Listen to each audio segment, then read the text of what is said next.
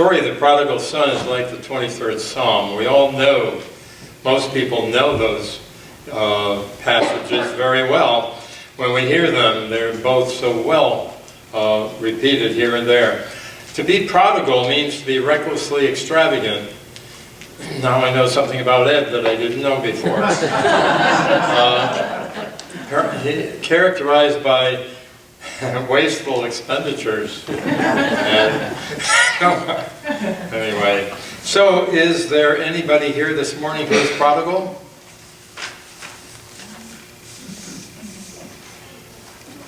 Oh, Sharon. We can talk afterwards. I didn't expect a whole lot of hands to go up unless you're into making public confessions. In a nutshell, Jesus tells of the younger of two sons leaving home with the inheritance in hand, squandering it with reckless extravagance and wasteful expenditures. Reduced to near homelessness then, and a mere pittance of income, feeding the swine somewhere, this young man returns home, hoping minimally to be accepted to be a hired servant. As it turns out, the wonder of it all is his father never stopped loving him, missing him, desiring him to come back.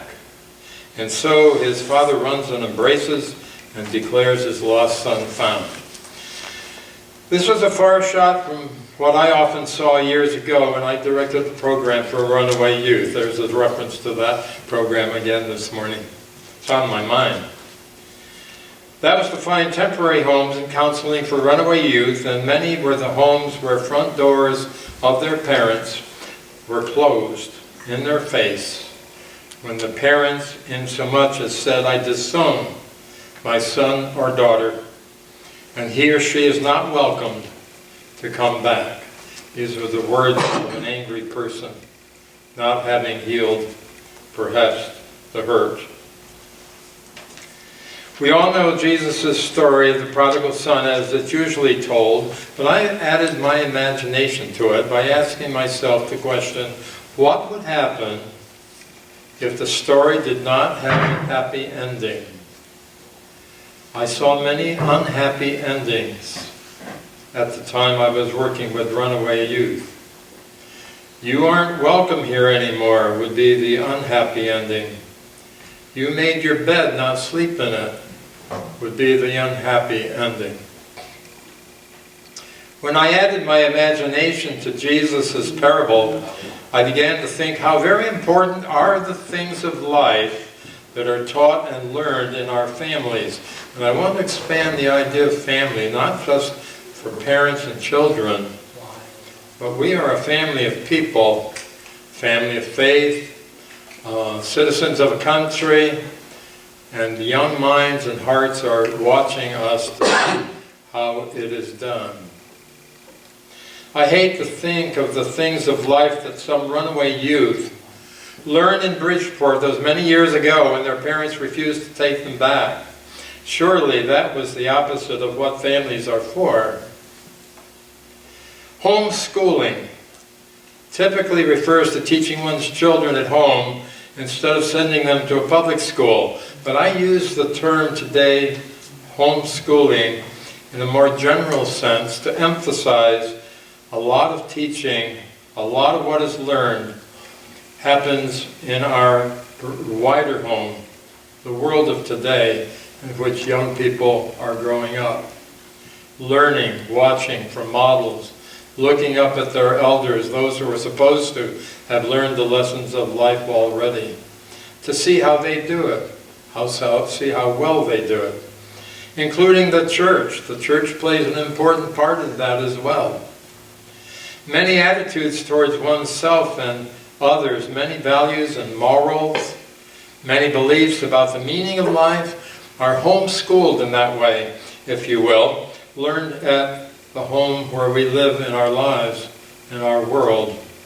One book title says it well, I think. It says, "Home, where life makes up its mind."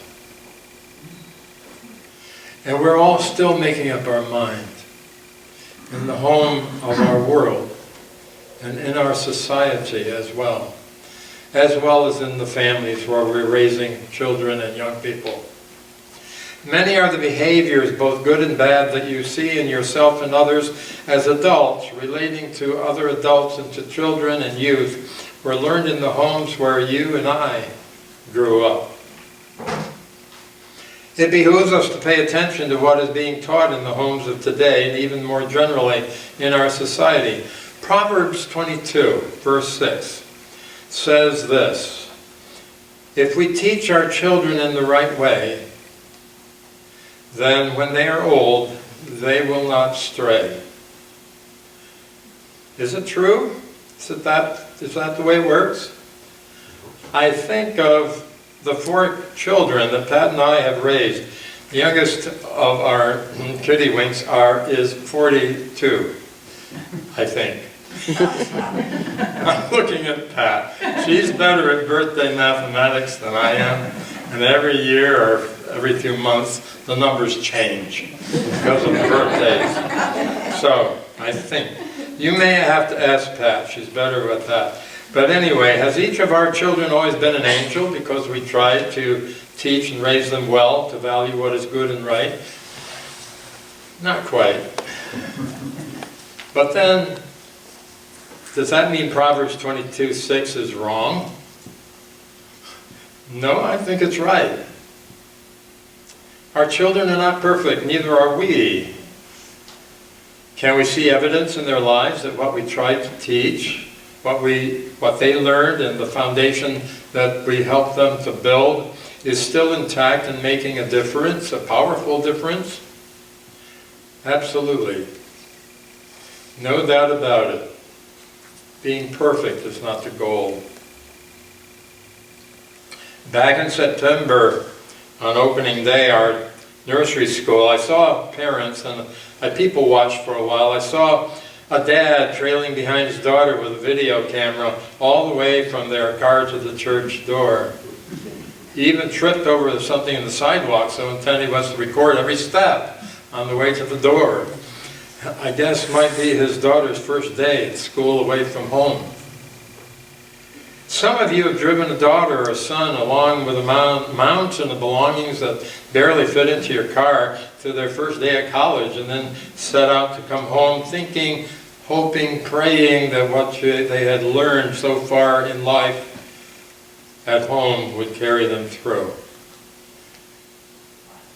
Others of us have experienced the weddings of sons and daughters, following by watching the couple in love drive down the road to be a family on their own. So we prayed that the schooling that once occurred in our homes would fare thee well. That being true, then how much more do we take seriously our role in deciding how young people should begin, right down to the choosing of the first babysitter, having children baptized into the church, choosing a church to attend, teaching about God in our homes, choosing a preschool, and so on until they're adults, and then life continues to be growing. The story of the prodigal son makes a unique point, as Jesus' parables always do, about what a young person, or a young man in that case, learned in relationship to his father and his home. Part of this young man's homeschooling, you might say. And we will conclude with that at the end of this message. But first, what are some principal biblical wisdoms one might hope to teach and learn at home? Here are just a few. One would be, children are blessed when they learn at home to make and keep promises and commitments. To make promises and faithfully keep them. That is part of what lasting relationships depend upon, to make them possible and sustainable. We learn a great deal from our elders, our parents, relatives, friends, church people, and other adults. Children and youth around us are schooled in part by the examples that we are setting. The Bible is very clear that pain and injury are the fruits of betrayal in relationships, while joy and wellness and love are the fruits of faithful commitments and promises that are kept. So let's teach our young people that. But we have to live that example in order to be trusted. Second, children are blessed when they learn at home how deserving of respect every human being is, including oneself, respect of self and others. Self-esteem is wounded in a climate where one is belittled or criticized, neglected, or put down, or embarrassed by others or bullied. Respect for oneself frees a person to respect others. That's the magic of it, the beauty of it. Not just for what they do, but just because they are what? A child of God. Plain and simple. Because of who they are. A child of God. To respect others is to accept and enjoy differences. To value every human being without regard to status or wealth or other current conditions. It is also a cornerstone of our democracy. Biblically speaking, it is to love our neighbor as yourself. Respect for self and others are things we would pray to teach anyone and to exhibit in our own behavior. Third, children are blessed when they learn at home that they are part of a larger group than themselves. It's not all about me. Bringing both benefits and obligations, rewards and duties, blessings and sacrifices for the sake of others in our large family of people with whom we live. Taking care, number one, at the expense of the well-being of others is sometimes the lesson too often taught in the secular world, and needs to be countered with what we teach and how we live at home. Society too often looks at the short term and how to use resources to make a personal profit.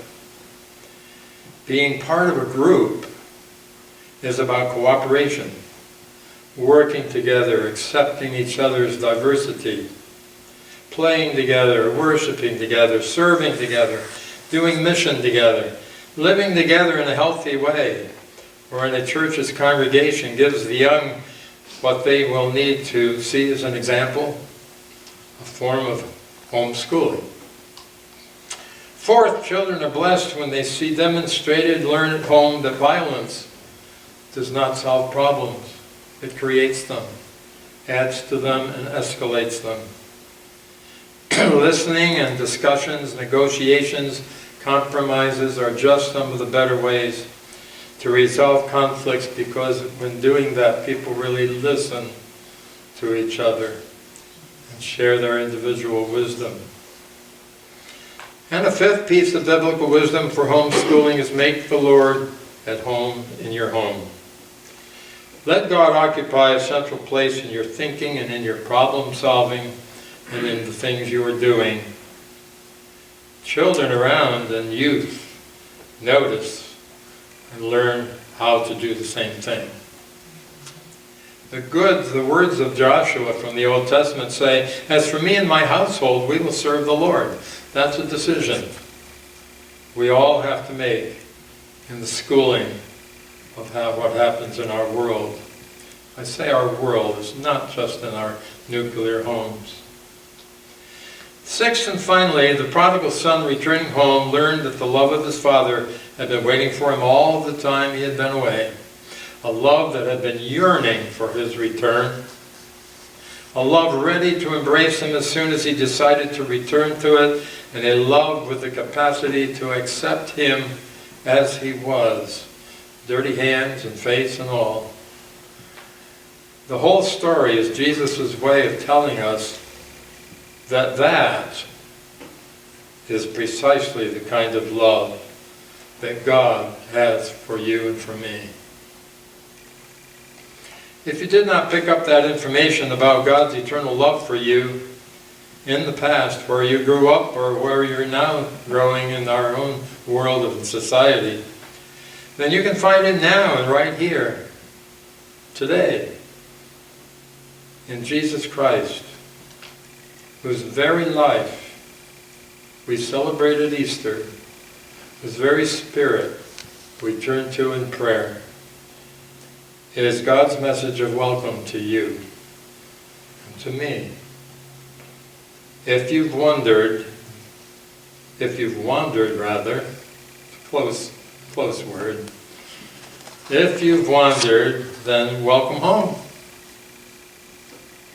If not, then just stay and celebrate and include what you know in the homeschooling of others. There's a great need for that in our world and society today. So many people are divided, as you know, from one another. May we be a force for reconciliation in the name of the Lord, who has reconciled God with us.